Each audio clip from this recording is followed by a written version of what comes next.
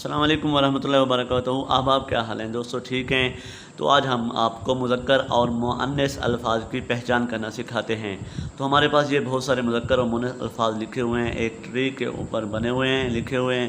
تو ہم آپ کو ان کے بارے میں بتاتے ہیں۔ مذکر الفاظ: بادل مذکر، پھل مذکر، آسمان مذکر، منظر مذکر، موسم مذکر، پانی دم مذکر۔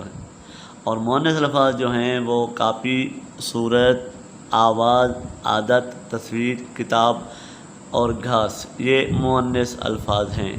ان کی پہچان آپ کو بہت ہی آسان ہو جائے گی جب آپ ان کا جملہ بنا لیں گے۔ جیسے بادل برس رہا ہے یا بادل برس رہی ہے، تو اس سے آپ کو واضح ہو جاتا ہے کہ بادل برس رہا ہے، یہ میری کاپی ہے، تمہاری صورت خوبصورت ہے یا تمہارا صورت۔